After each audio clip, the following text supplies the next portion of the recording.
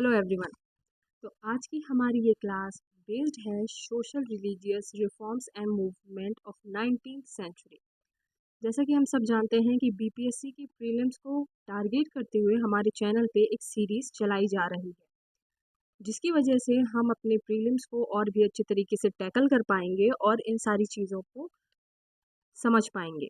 तो फटाफट बिल्कुल भी बिना किसी देरी के हम अपनी क्लास को स्टार्ट करते हैं और होपफुली आज की क्लास बहुत इंपॉर्टेंट होने वाली है। तो आप अपने साथ अपनी एक कॉपी और एक पेन ज़रूर लेके बैठें। इस क्लास की पीडीएफ आपको हमारे टेलीग्राम चैनल ज्ञान यात्रा पे तो ज़रूर मिलेंगे और साथ ही साथ आप इसके नोट्स भी बनाते जाइए, क्योंकि कुछ ऐसे पॉइंट्स हैं जो इस क्लास में डिस्कस होंगे जो आपके बीपीएससी के हिसाब से बहुत ही रेलिवेंट और इम्पॉर्टेंट है। स्टार्ट करते हैं। हमारे देश में 19th सेंचुरी के समय कुछ ऐसे आंदोलन की शुरुआत की गई जिनका मकसद था समाज और धर्म में सुधार करना। समाज और धर्म में जो कुरीतियां हैं, जो बुराइयां हैं, जो लोगों को पिछड़ा बनाती हैं या जिनसे लोगों का शोषण होता है, उन सब का समापन करना, उनको खत्म करना और समाज में एक अच्छे नियम की या फिर ये कह सकते हैं एक अच्छे समाज का निर्माण करना। तो किस तरह के इश्यूज आते थे? दो तरह के इश्यूज यहाँ पे बताए गए हैं। एक है सोशल इश्यूज, दूसरा है रिलीजियस इशू। अगर हम सोशल इशू की बात करें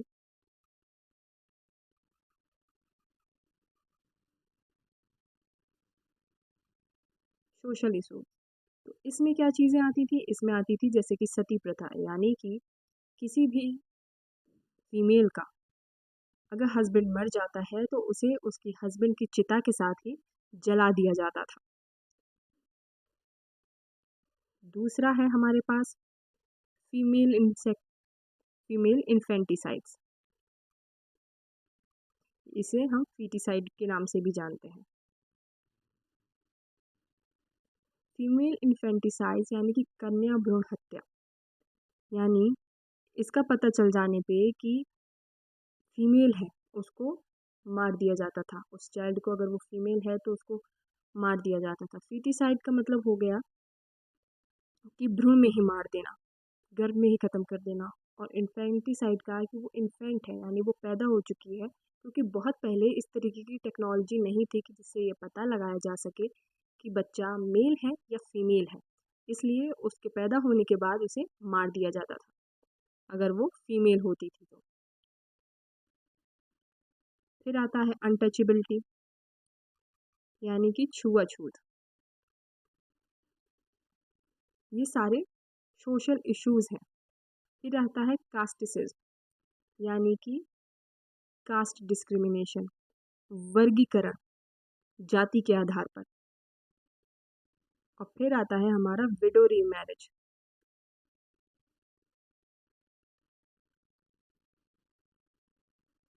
तो ये सारे इश्यूज हैं जिनको सोशल इशू के नाम पे डिस्क्राइब किया गया है। इसके बाद आते हैं हमारे रिलीजियस इश्यूज।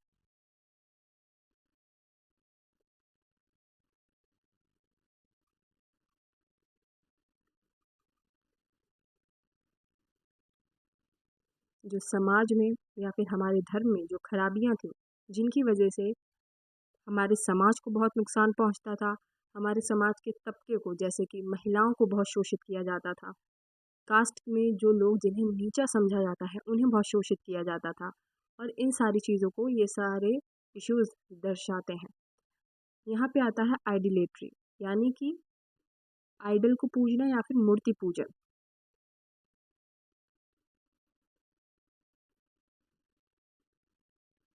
फिर आता है पॉलीथीज्म। पॉलीथीज्म यानी एक से अधिक भगवान को मानना।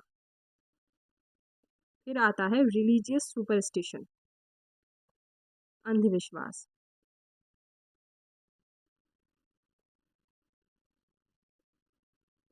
और एक्सप्लॉयटेशन। एक्सप्लॉयटेशन कौन करता था? एक्सप्लॉयटेशन जो हायर क्लास के लोग होते थे वो करते थे, छोटी क्लास के लोगों का या फिर प्रीस्ट द्वारा किया जाता था।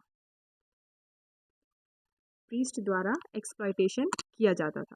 तो ये सारी चीज़ें थी जिसने उस वक्त के जो लोग थे, जो इंटेलेक्चुअल थे, उनको प्रेरित किया कि हमें सोशल और रिलीजियस रिफॉर्म्स लाने की ज़रूरत है। और हम बात कर रहे हैं 19th सेंचुरी की। फिर कुछ कॉजेज़ थे जो इंडिया में चलते रहे, जैसे पॉलिटिकल, इकोनॉमिकल, कल्चरल और सोशल कॉजेज़। और इन सारे इश्यूज़ का अगर अगर हम इन कॉजेज़ को देखें तो कौन कौन से कॉजेज़ थे हमारे पास?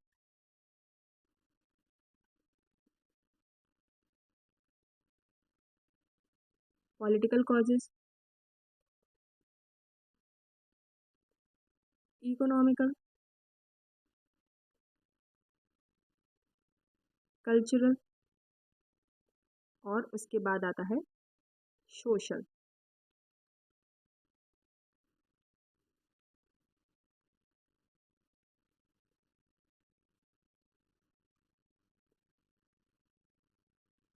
तो ये सारे कॉजेज़ थे जिन्होंने 19th सेंचुरी में रिफॉर्म्स को पैदा किया कि आखिर रिफॉर्म्स होंगे क्यों?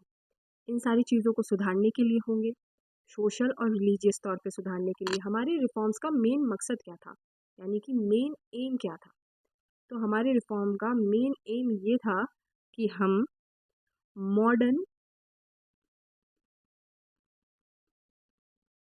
मॉडर्न वेस्टर्न आइडिया को प्रमोट करें। यानी कि उनमें जो चीज़ें हैं, जो बेहतर बना सकती हैं समाज को, उसको अडेप्ट करें और अपने समाज में जो भी त्रुटियां हैं, जो भी खराबियां हैं, खामियां हैं, उनका सुधार करें। अब इसी तरीके से देश में और भी चीज़ें थी, जैसे क्रिश्चियन मिशनरी का हमारे देश पे बहुत ज़्यादा प्रभाव था और लोग धीरे धीरे इतने प्रभावित हो चुके थे कि वो कन्वर्ट होने लगे थे। तो इंडियंस जो थे वो नहीं चाहते थे कि हमारे देश के जो लोग हैं वो क्रिश्चियन बने या फिर क्रिश्चियनिटी को अपनाएं।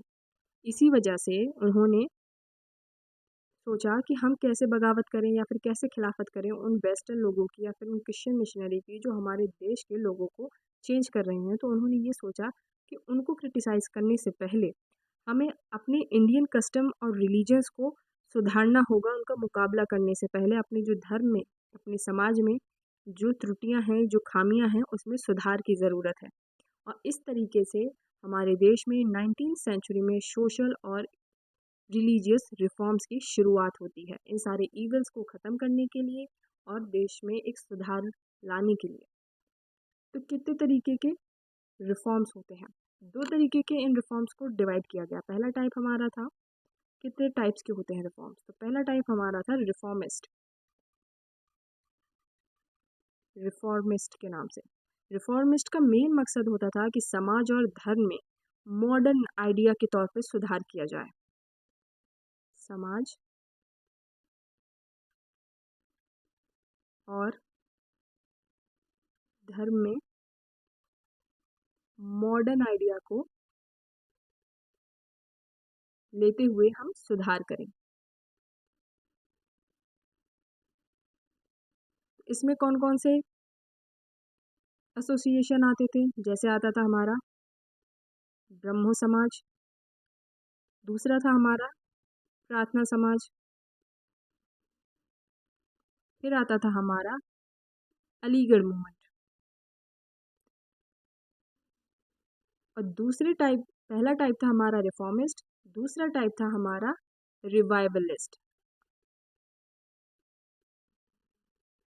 रिवाइवलिस्ट का ये मानना था कि जो हमारे भारत की पास्ट ग्लोरी है उस पर यकीन करते थे और वेस्टर्न आइडियाज़ को पूरी तरीके से नकारते थे।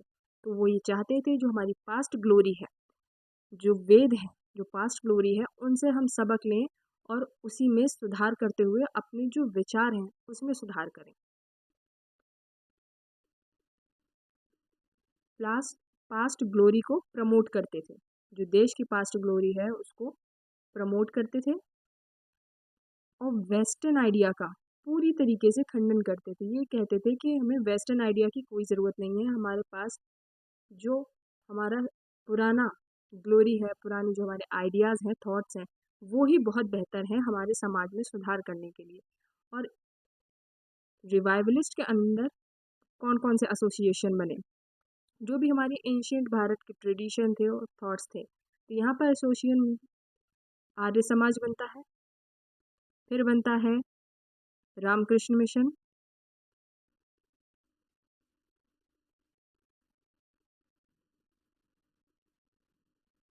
और देव बंधु मूवमेंट।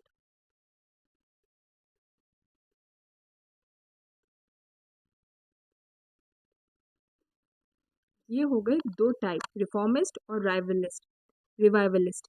रिफॉर्मिस्ट में समाज और धर्म मॉडर्न आइडियाज पे सुधारने की बात होती है, जिसके अंडर आता है कौन कौन से एसोसिएशन, ब्रह्म समाज, प्रार्थना, अलीगढ़ मूवमेंट, ये सारे एसोसिएशन थे।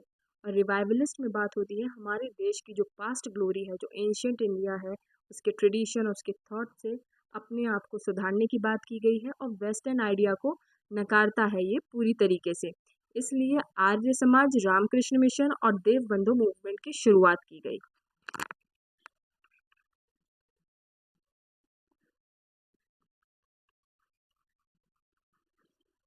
कौन कौन से वो मेथड्स है जिनके जरिए इन सारे मूवमेंट्स को या फिर रिफॉर्म्स को चलाया गया? तो न्यूज़पेपर के जरिए लोगों तक ये सारे मूवमेंट्स की जानकारी पहुंचाई गई। मीटिंग्स के जरिए मीटिंग्स के जरिए मीटिंग्स की गई ताकि सरकार पे दबाव बने और समाज में सुधार की एक भावना पैदा की जा सके।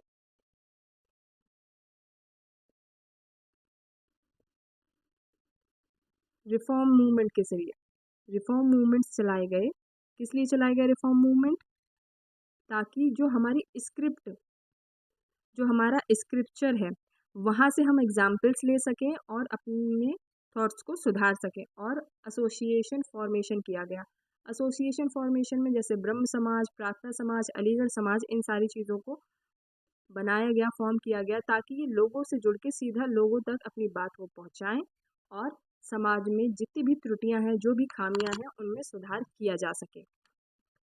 जितने भी सोशल इविल्स हैं जैसे सती, चाइल्ड मैरिज, विडो रीमैरिज ना करना, इन सारी चीज़ों को ख़त्म कर देना ताकि समाज एक बेहतर ढंग से हो पाए। इसी के साथ हम अपने क्वेश्चन पे बढ़ते हैं। तो हमारा पहला क्वेश्चन है, who found the Arya Samaj and in which year? Arya Samaj की स्थापना किसने और किस वर्ष में की थी? राजा राम मोहन रॉय 1828, दयानंद सरस्वती 1875, स्वामी विवेकानंद 1897 और गोपाल हरि देशमुख 1849।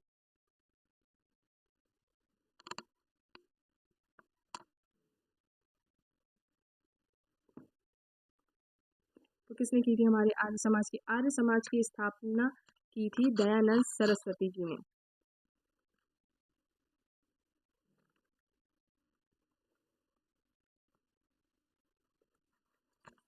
चलिए, दयानंद सरस्वती जी ने की थी आर्य समाज की स्थापना 1875 में।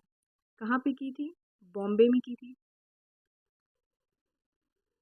आर्य समाज की स्थापना को वो बॉम्बे में करते हैं और इसमें प्रमोट क्या किया गया था? तो प्रमोट किया गया था वेदा को। वेद को एज द अल्टीमेट ट्रूथ, यानी उनका एक नारा भी था कि लौट चलो वेदों की ओर।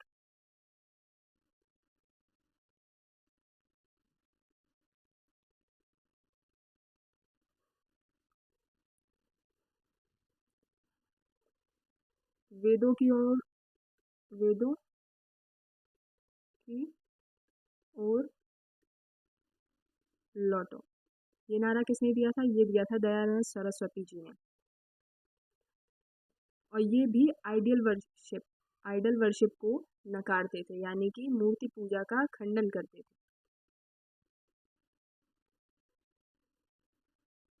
ये कास्टिज्म को प्रमोट करते थे। इनका कहना था कि कास्टिज्म से लोग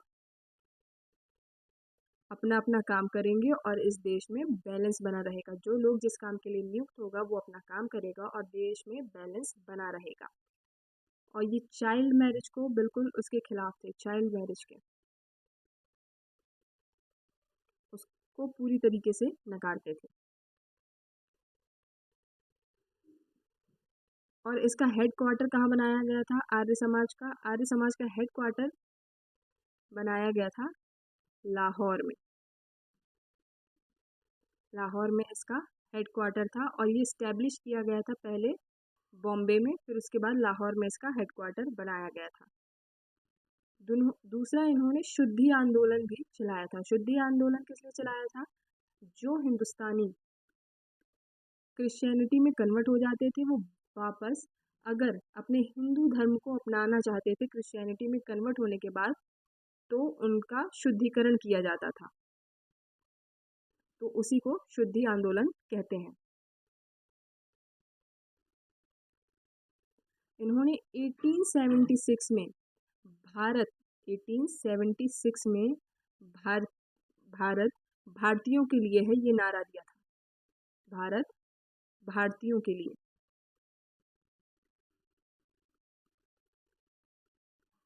ये नारा इन्होंने 1876 में दिया था।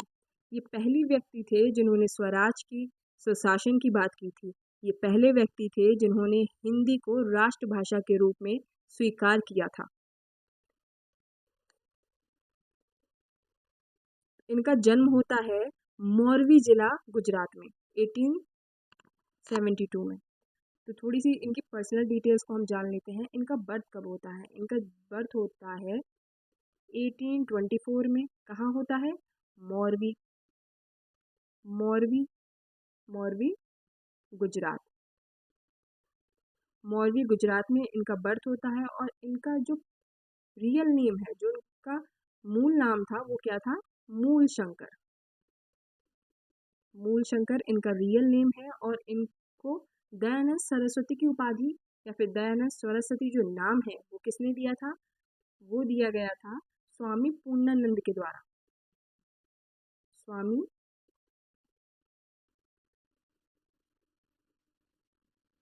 स्वामी पूर्णानंद के द्वारा इनको ये नाम दिया गया था।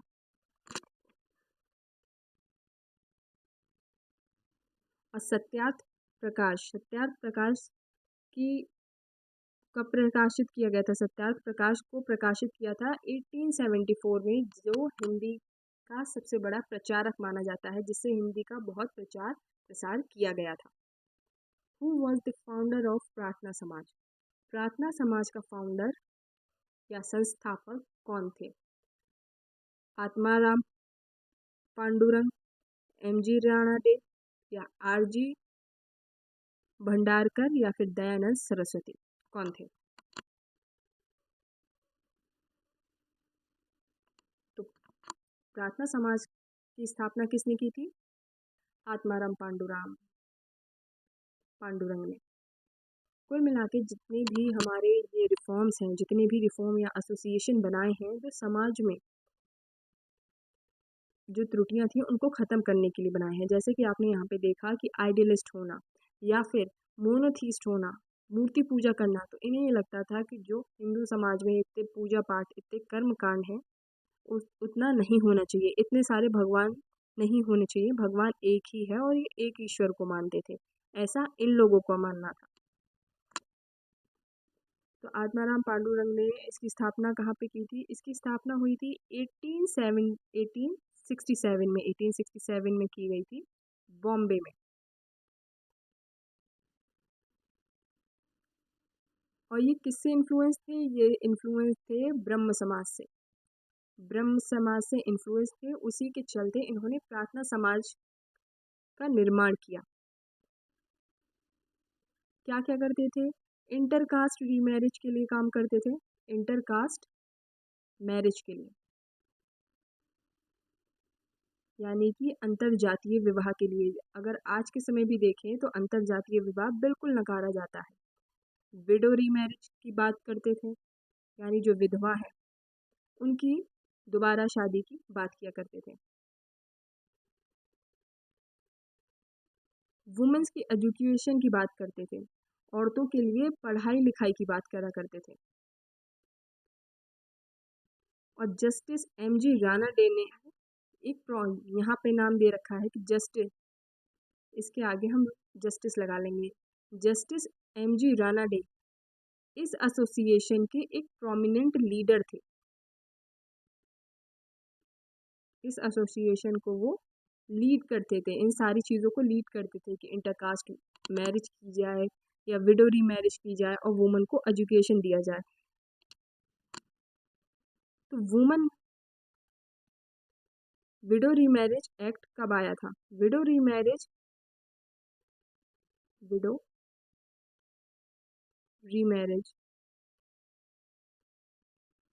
एक्ट विडो रीमैरिज एक्ट को लाया गया और सबसे ज़्यादा ईश्वर चंद्र विद्यासागर का इसमें हाथ था। उन्होंने बहुत कोशिश की थी कि ये चीज़ आए। तो विडो रीमैरिज एक्ट कब आया था, कब पास हुआ था? ये आया था 1872 में रेगुलेशन 15 के द्वारा। और इसको पास किसने किया था? इसको पास किया था लॉर्ड कैनिंग ने, विडो रीमैरिज एक्ट को।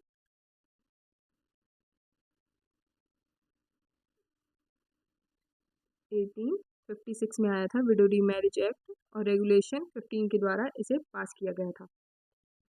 फिर आता है ब्राह्मण मैरिज एक्ट 1872।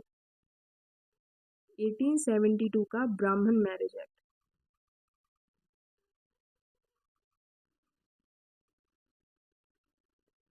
ब्राह्मण मैरिज एक्ट, और इसमें बात किसकी हुई थी? इसमें बात हुई थी इंटरकास्ट मैरिज की। इंटरकास्ट मैरिज की बात की गई थी। इसमें विडो रीमैरिज की बात की थी और वुमेन एजुकेशन की बात की गई थी। अब आते हैं हम इसी के साथ अपने थर्ड क्वेश्चन पे। The servant of Indian society was found by home? Servant of Indian society की स्थापना किसके द्वारा की गई थी? बाल गंगाधर तिलक, दादा भाई नारोजी, गोपाल कृष्ण गोखले या महादेव गोविंद रानडे, जिसे हम जस्टिस एमजी रानडे के नाम से भी जानते हैं। आप ये जितने भी लोग, जितनी भी पर्सनालिटी को इन ऑप्शंस में पढ़ते हैं, इन सब के बारे में जितने भी फैक्चुअल हैं, जो भी फैक्ट हैं, वो थोड़े थोड़े आप रिवाइज करते जाइए और पढ़ते जाइए, क्योंकि ये ऐसी पर्सनैलिटीज़ हैं जिनके बारे में बार बार क्वेश्चन आता रहता है।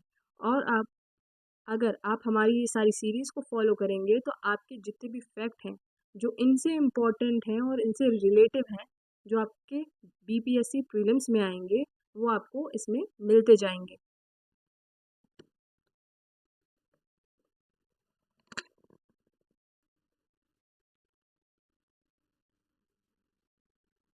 तो the servant of Indian society किसने फाउंड की थी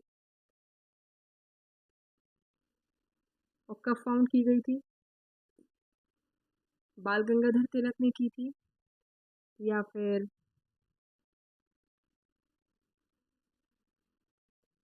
servant of Indian society?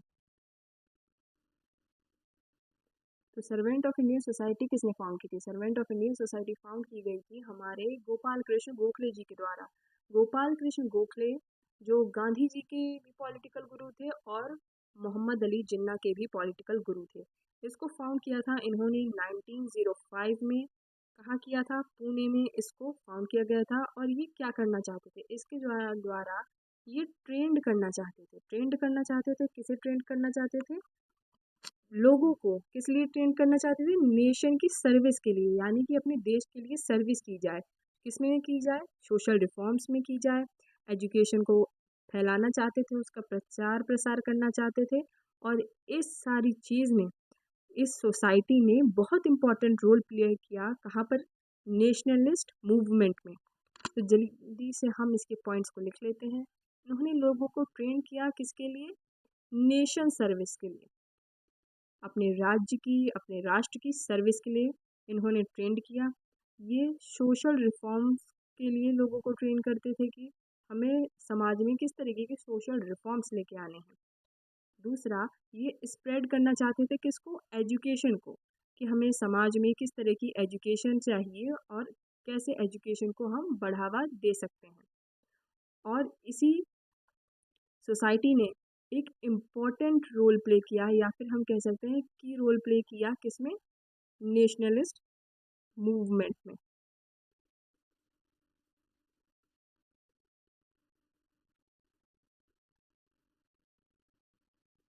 Next question, who started the newspaper Kesari? Kesari समाचार पत्र किसने शुरू किया था?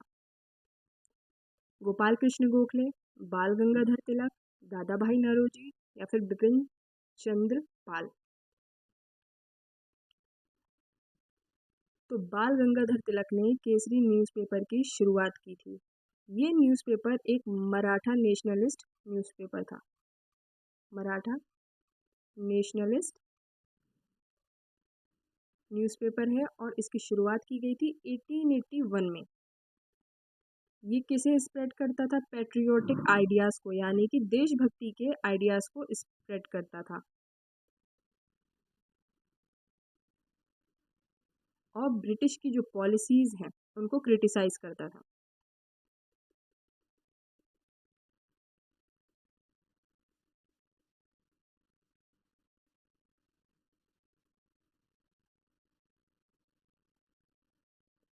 विच जर्नलिस्ट इज एसोसिएटेड विद अल हिलाल? कौन सा पत्रकार अल हिलाल से जुड़ा हुआ है? मोहम्मद अली जौहर, शिबली नोमानी, मौलाना अबुल कलाम आज़ाद या फिर सैयद अहमद खान?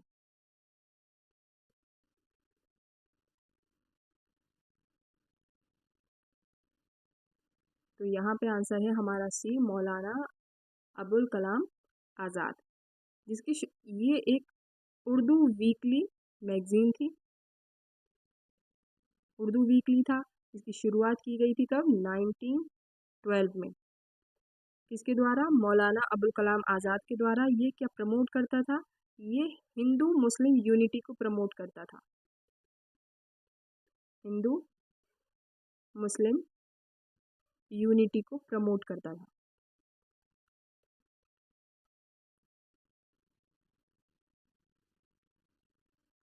और ये क्या करते थे? ये मोबिलाइज करते थे मुसलमानों को ब्रिटिश रूल के खिलाफ, कि जो ब्रिटिश के रूल्स हैं, उनकी पॉलिसीज़ हैं, उनके खिलाफ बताते थे कि ये किस तरीके से उनके लिए गलत है। और इसको गवर्नमेंट के द्वारा, ब्रिटिश गवर्नमेंट के द्वारा बाद में बैन कर दिया गया।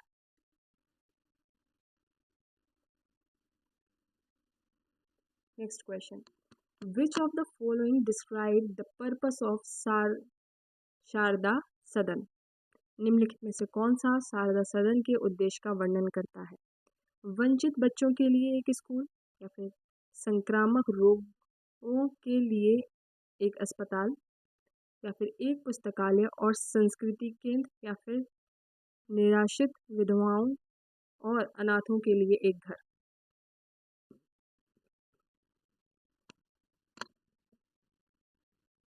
तो शारदा सदन किसके लिए बनाया गया था? शारदा सदन बनाया गया था डिस्प्यूटेड विडोज एंड ऑर्फन्स के लिए। और इसकी शुरुआत कब हुई थी और किसने की थी? इसकी शुरुआत हुई थी 1889 में, बम्बई में। अगर आप देखें तो ज़्यादातर रिफॉर्म्स जो स्टार्ट हुए हैं वो बॉम्बे से स्टार्ट हुए हैं, या उनकी स्थापना बॉम्बे में की गई है। उसके बाद इसको कहाँ पर कर दिया जाता है? 1889 से बॉम्बे से ये ट्रांसफ़र हो जाता है पुणे में। स्टार्टिंग में 1889 में बॉम्बे में इसकी स्थापना की गई थी। और इसकी स्थापना किसके द्वारा की गई थी? पंडिता रामाबाई के द्वारा। पंडिता रामाबाई के द्वारा इसकी स्थापना की गई थी। और ये जो विधवा महिलाएं हैं उनके लिए इसको बनाया गया था, ताकि वो अपना गुजर बसर कर सकें, कोई छोटा मोटा काम कर सकें, जिससे उनका जीवन यापन हो सके।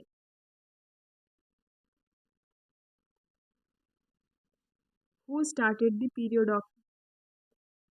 Periodical Commonwealth? कॉमनवेल्थ पत्रिका किसने शुरू की थी? तो कॉमनवेल्थ पत्रिका शुरू की जाती है किसके द्वारा? बाल गंगाधर तिलक के द्वारा, गोपाल कृष्ण गोखले, या फिर एम.जी. रानाडे, या फिर एनी बेसेंट? तो ये शुरू की जाती है एनी बेसेंट के द्वारा। एनी बेसेंट कौन थी? एनी बेसेंट एक आयरिश महिला थी, एक आयरिश महिला थी। ये आईएनसी यानी इंडियन नेशनल कांग्रेस की पहली फर्स्ट वुमेन प्रेसिडेंट भी रह चुकी हैं। आप कमेंट्स में बताइएगा कि वो आईएनसी का कौन सा सेशन था जिसमें ये इन्होंने प्रेसिडेंसी या फिर प्रेसिडेंट रही थी, अध्यक्षता की थी आईएनसी की कौन से सेशन की। और अगर आपको नहीं पता हो तो आप हमारी वीडियो को जाके देख सकते हैं, जिसमें आईएनसी के सारे सेशंस को बहुत अच्छे से एक्सप्लेन किया गया है विद एमसीक्यूज। ये एक वीकली जर्नल था। कॉमनवेल्थ एक वीकली जर्नल था जिसको स्टार्ट किया जाता है 1914 में।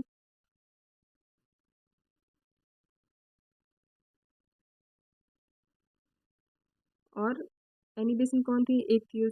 एनी बेसन लीडर किसकी थी? एक थियोसॉफिकल सोसाइटी थी।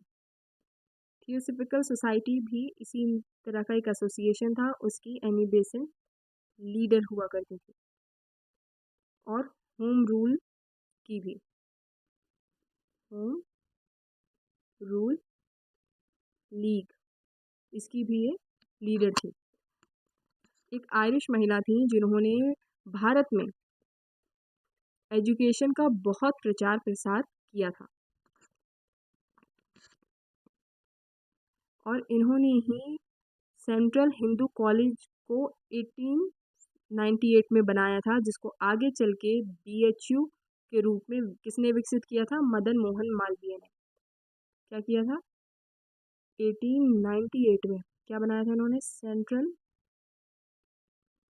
हिंदू कॉलेज की स्थापना की गई थी, और इसको आगे चल के बीएचयू के नाम से जाना गया। और इस पे किसने इसको विकसित किया, किसने काम किया? मदन मोहन मालवीय जी।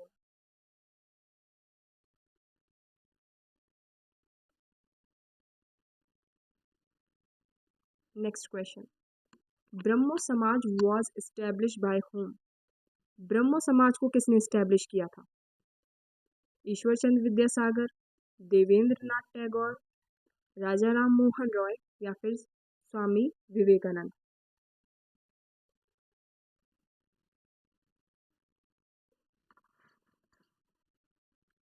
बताइए, ब्रह्मो समाज को किसने स्थापित किया था? स्वामी विवेकानंद ने, देवेंद्र नाथ टैगोर ने, राजा राम मोहन रॉय ने, या फिर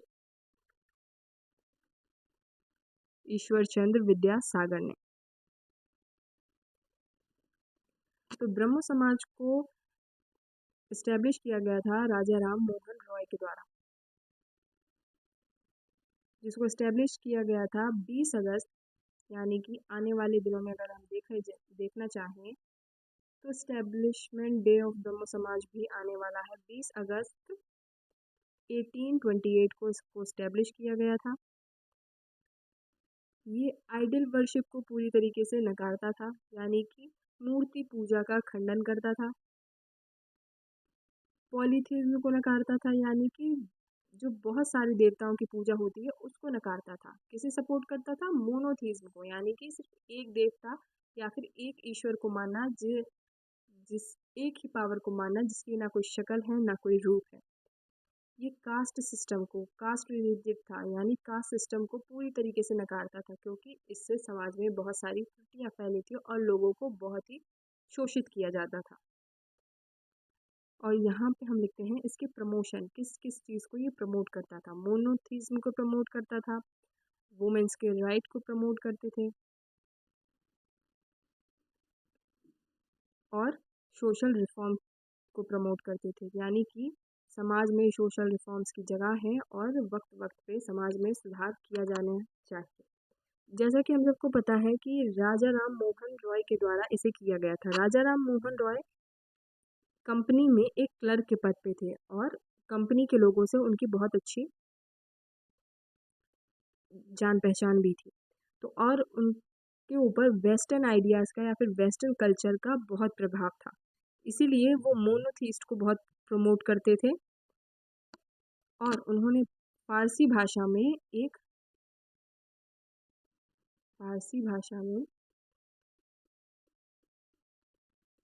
एक किताब भी लिखी थी जिसका नाम था a gift to monotheist. English में हम उसे कहते हैं अ गिफ्ट टू मोनोथीस्ट, और जिसको फारसी में कहा जाता है तोहफात उल मुद्दीन। तो हत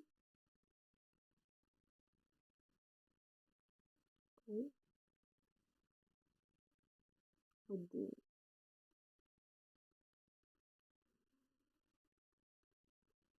Who found the Ramakrishna Mission and Ram Who found the Ramakrishna Mission? Ramakrishna Mission की स्थापना किसने की थी?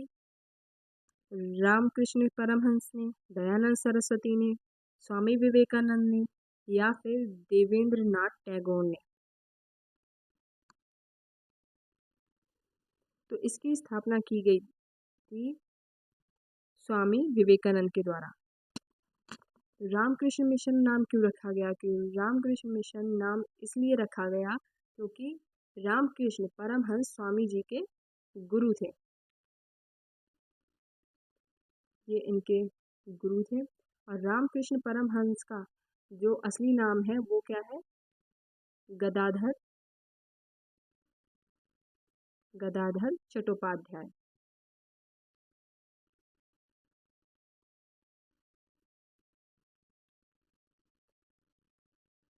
गदाधर चट्टोपाध्याय जो कलकत्ता में एक काली मंदिर के पुजारी थे। तो इसमें क्या पढ़ाया जाता था?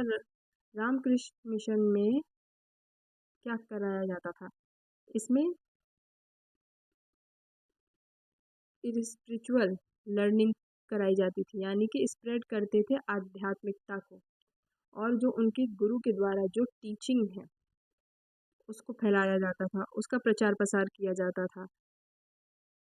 हेल्थ एजुकेशन दी जाती थी। हेल्थ एजुकेशन दी जाती थी और डिज़ास्टर रिलीफ कैसे किया जाए, अगर कोई डिज़ास्टर आ जाए, इन सारी चीज़ों के बारे में एजुकेट किया जाता था लोगों को।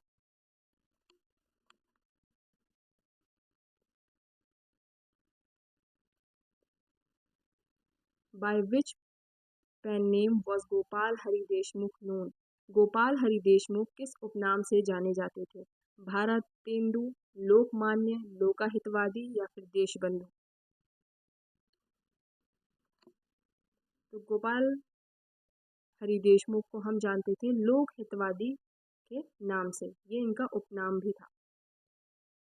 हो सकता है कि आपसे इस तरीके से क्वेश्चन पूछे कि लोक हितवादी किसे कहा जाता था, तो आप टिक लगाएंगे गोपाल कृष्ण देशमुख से। तो गोपाल कृष्ण देशमुख कौन थे? गोपाल कृष्ण देशमुख एक सोशल रिफॉर्मिस्ट थे, राइटर थे। कहाँ के थे? महाराष्ट्र के थे। ये बिलोंग करते थे महाराष्ट्र से।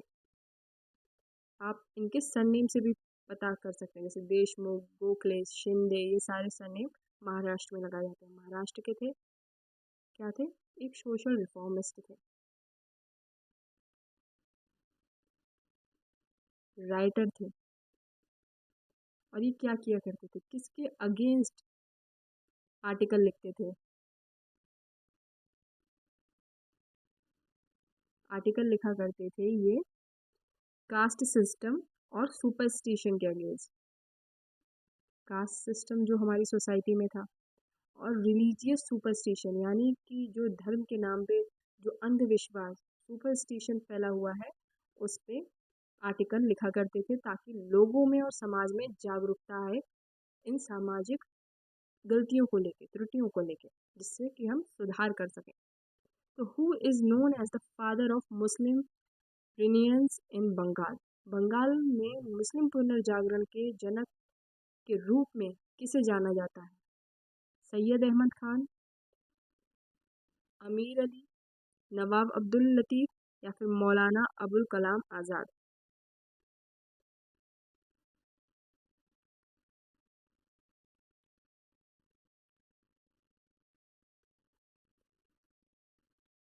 तो किसने की थी?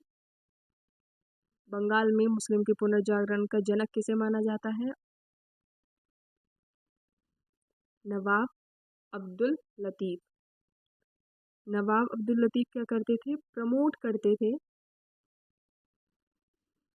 मुस्लिम्स के बीच मॉडर्न एजुकेशन को। किसके बीच? मुस्लिम्स के बीच मॉडर्न एजुकेशन को, ताकि मॉडर्न तरीके से वो लोग पढ़ें और मॉडर्न चीज़ों की तरफ जाएं। इन्होंने मोहम्मदन लिटरेसी सोसाइटी की भी स्थापना की थी।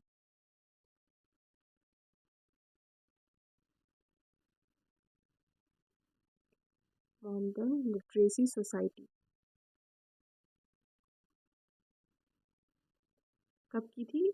1863 में इन्होंने मोहम्मदन लिटरेसी सोसाइटी की स्थापना की थी। और क्या करते थे? एनकरेज करते थे, यानी प्रोत्साहित करते थे। किस लिए प्रोत्साहित करते थे? मुस्लिम्स के बीच लर्निंग फैलाना चाहते थे। किस चीज़ की? उन्हें प्रोत्साहित करते थे ताकि वो लोग इंग्लिश और साइंस को पढ़ें। जैसे कि इंग्लिश का तो नहीं कहा जा सकता, लेकिन हमारे बीपीएससी को क्रैक करने के लिए अगर हम देखें तो हिस्ट्री के बाद सबसे इम्पॉर्टेंट है साइंस, क्योंकि लगभग 28 से 30 क्वेश्चन साइंस से भी आते हैं। तो when was Ahmadiyya movement founded and by whom? Ahmadiyya आंदोलन की स्थापना कब और किसके द्वारा की गई थी? 1875 में सर सैयद अहमद खान के द्वारा, 1889 में मिर्ज़ा गुलाम अहमद के द्वारा, या फिर 1905 में मौलाना अबुल कलाम आज़ाद के द्वारा, या फिर 1913 में मोहम्मद अली जौहर के द्वारा।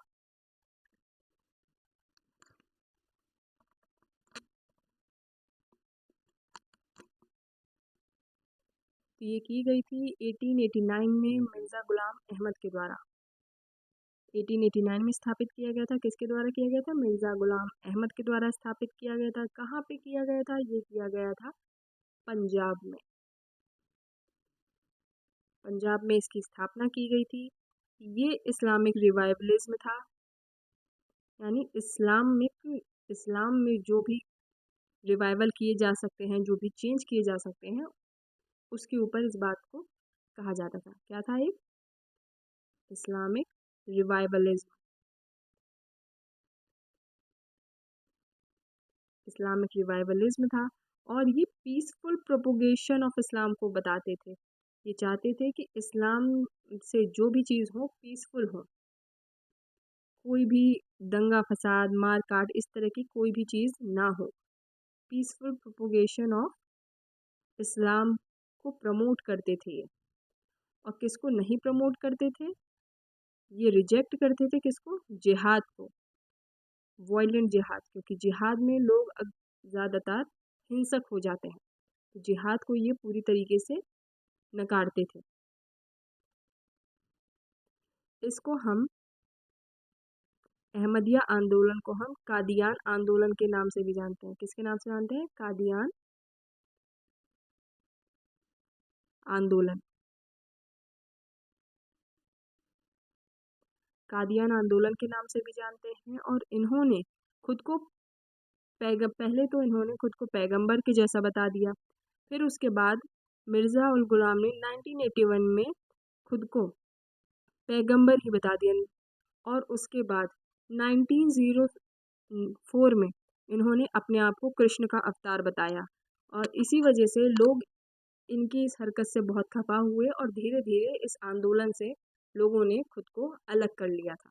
तो अगर कोई आपसे ये पूछे कि किसने खुद को पैगंबर या फिर कृष्ण का अवतार बताया, तो वो है मोहम्मद मिर्ज़ा गुलाम अहमद।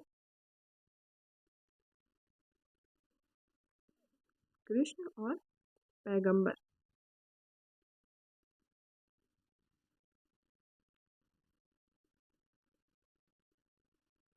अवतार कहते थे अपने आप को। When was Widow Remarriage Act passed and who was mainly responsible for its enactment? अभी हमने पढ़ा कि विडो रीमैरिज एक्ट कब हुआ था और इसके इस अधिनियम को पास कराने में जो मुख्य रूप से जिम्मेदार थे वो कौन से व्यक्ति थे? 1890 तो 1829 में राजा राम मोहन रॉय के द्वारा, या फिर 1856 में ईश्वर चंद्र विद्यासागर के द्वारा, 1882 में ज्योतिराव फूले के द्वारा, या फिर 1981 में बी एम मालाबारी के द्वारा।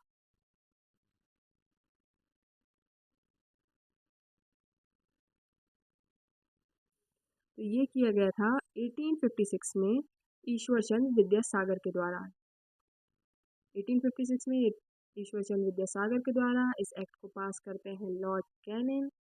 इनकी बहुत मुख्य भूमिका थी ईश्वर चंद्र विद्यासागर की इस एक्ट को पास कराने में। और इसका मेन कारण क्या था? क्या करता था? ये एक्ट हिंदू स्क्रिप्चर से ये प्रूफ करते थे कि जो हमारे हिंदू वेद हैं या स्क्रिप्चर्स हैं उनमें ये लिखा गया है कि विडो रीमैरिज की जा सकती है, परमिटेड है, और इसको इन्होंने लीगल कराया। ईश्वरचंद विद्यासागर ने इसको लीगल कराया।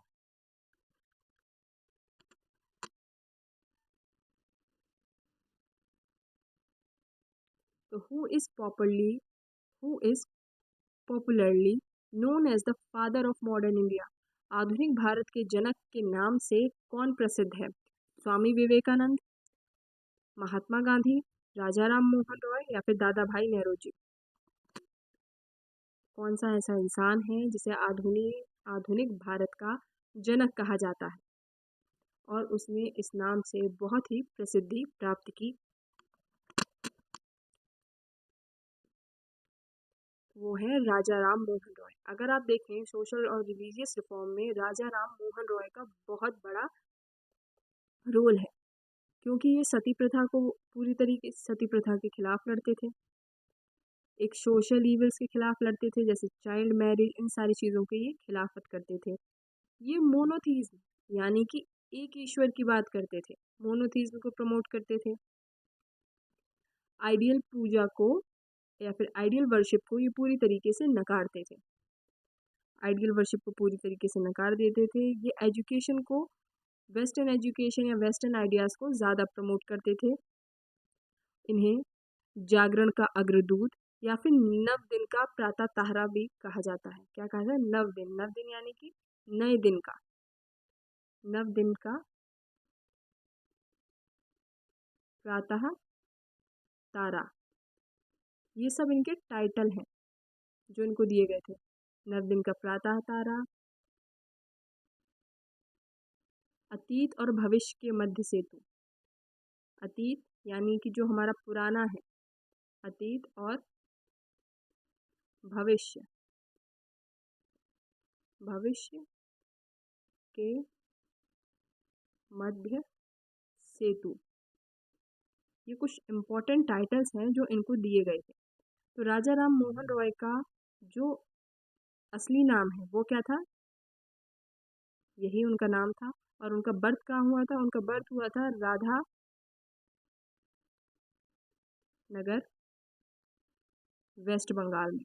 कहाँ पर? राधानगर एक गांव है और ये हुआ था इनका जन्म वेस्ट बंगाल में। ये एक फैक्चुअल पीपल थे, यानी कि फैक्ट को लेके ज़्यादा बात किया करते थे। कंपनी में एक क्लर्क थे। हिंदू कॉलेज की स्थापना इन्होंने की थी किसके संग मिलके? डेविड हेयर के साथ मिलके।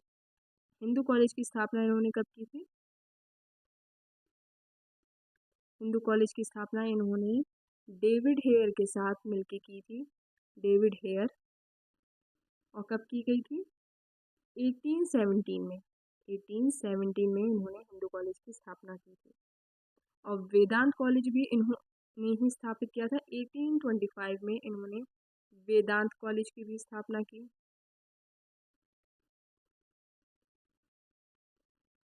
और सती प्रथा, और सबसे इम्पोर्टेंट चीज, सती प्रथा के विरोध में, सती प्रथा के विरोध में संवाद कौमुदी नाम की पत्रिका निकाली। क्या निकाली थी? पत्रिका का नाम इंग्लिश में भी यही है, संवाद कौमुदी। संवाद कौमुदी नाम की पत्रिका प्रकाशित की जिसमें सती प्रथा का कड़ा विरोध किया गया था। राजा राम मोहन रॉय बहुत ही प्रोमिनेंट फिगर हैं इस सोशल और रिलीजियस रिफॉर्म में। और राजा का टाइटल इनका नाम राम मोहन रॉय था और राजा का टाइटल इनको किसने दिया था? तो राजा का टाइटल इनको दिया था अकबर सेकंड ने। किसने दिया था? अकबर सेकंड ने इनको राजा का टाइटल दिया था। और 1883 में ब्रिस्टल इंग्लैंड में इनकी डेथ हो गई। 1833 में ब्रिस्टल ब्रिस्टल इंग्लैंड में इनकी डेथ हो गई, ये मर गए।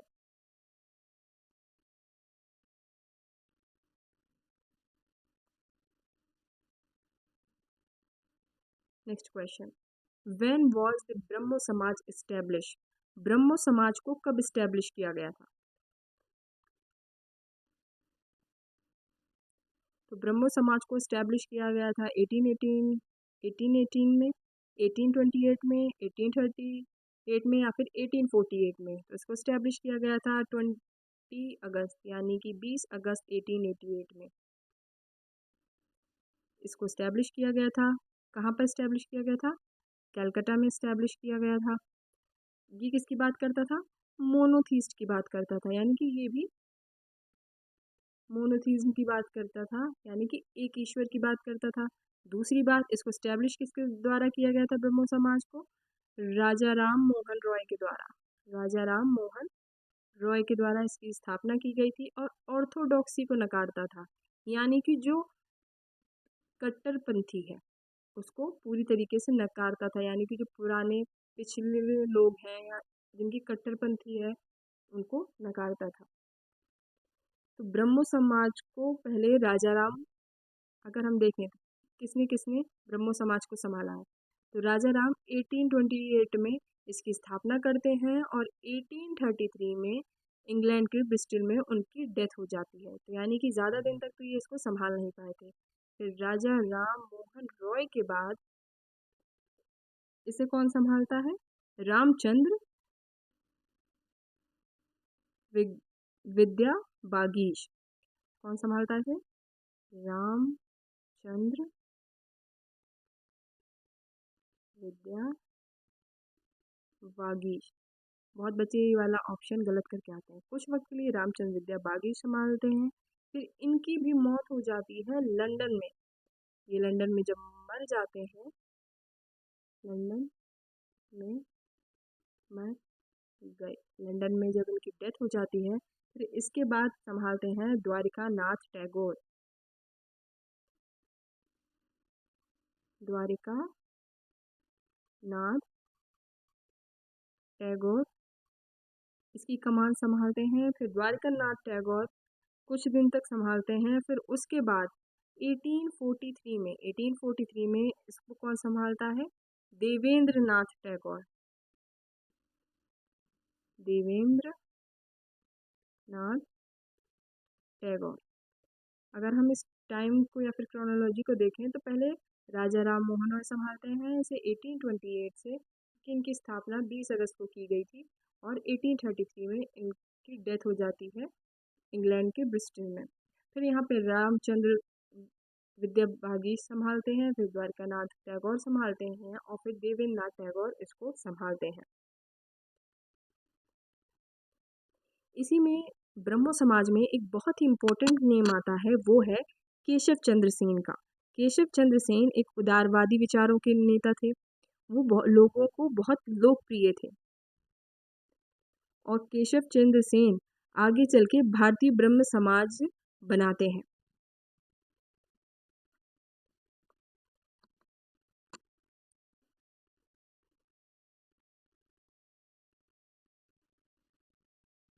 तो who found the Aligarh movement? Aligarh movement की स्थापना किसने की थी और ये किस तरीके से शुरू किया गया था? सर सैयद अहमद खान ने, मौलाना आज़ाद ने, शाह वलीउल्लाह ने या फिर नवाब अब्दुल लतीफ़ ने? किसने की थी? ये की थी सर सैयद अहमद खान ने। और इनका क्या काम था? ये मॉडर्नाइज करना चाहते थे मुस्लिम को वेस्टर्न एजुकेशन के लिए। क्या करना चाहते थे? Modernising Muslims for western education. Western education का प्रचार प्रसार करना चाहते थे मुसलमानों के बीच, और आगे चल के इन्होंने इन्हीं सब के लिए मोहम्मदन एंग्लो ओरिएंटल कॉलेज की स्थापना करी। कहाँ पर? अलीगढ़ में, उत्तर प्रदेश में।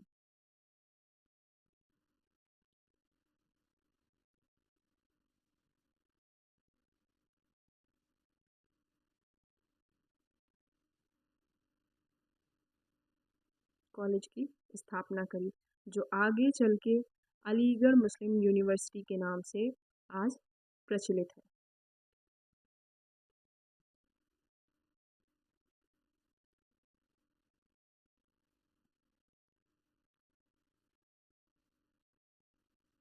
नेक्स्ट क्वेश्चन की तरफ चलते हैं। तो who founded the theosophical society in India? Theosophical society को इंडिया में किसने बनाया था और कब?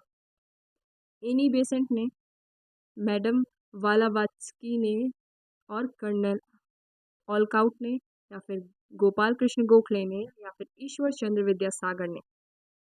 किसने बनाई थी थियोसॉफिकल सोसाइटी? तो थियोसॉफिकल सोसाइटी बनाई जाती है मैडम बालावास्की और कर्नल ऑलकोट के द्वारा। एनी बेसेंट इसकी बहुत बड़ी प्रचारक होती है, लीडर होती है, ये लीड करती है, लेकिन स्थापना इनके द्वारा की गई थी। और कहाँ की गई थी? ये की गई थी न्यूयॉर्क में। न्यूयॉर्क में की गई थी। कब की गई थी? 1875 में इसकी स्थापना की गई थी। और इंडिया में इसकी जो ब्रांच खुलती है या जो इसका हेडक्वार्टर बनता है वो कहाँ बनता है? अड्डेयार, अड्डेयार मद्रास में। मद्रास के अड्डेयार में इसका हेडक्वार्टर बनाया जाता है 1882 में। और एक पेपर में, एक एग्ज़ाम में ये क्वेश्चन पूछा गया, जो हेडक्वार्टर बनाया गया ये नेशनल था या फिर इंटरनेशनल? तो ये इंटरनेशनल था। नेशनल सॉरी, नेशनल तब कहा जाता है कि जब अपने ही देश में हेडक्वार्टर हो, लेकिन ये न्यूयॉर्क में इस्टेब्लिश था और न्यूयॉर्क से फिर यहाँ पर इंडिया में मद्रास के अड्डयार में इसका हेडक्वार्टर बनाया गया, तो ये इंटरनेशनल था। थियोसॉफिकल सोसाइटी क्या करती थी? थियोसॉफिकल सोसाइटी किन किन चीज़ों को प्रमोट करता था? आखिर किस लिए बना था और क्या सुधार चाहता था समाज में? तो थियोसॉफिकल सोसाइटी जो है वो ब्रदरहुड को प्रमोट करती थी, यानी कि भाईचारे को। ब्रदरहुड को प्रमोट करता था, इंडियन विजडम को प्रमोट करता था, यानी उनके वेद के बारे में, और ये पुनर्जन्म के बारे में भी बात करते थे, मानते थे उसको। और हिंदू फिलॉसफी जो है उसको रिवाइव करना चाहते थे।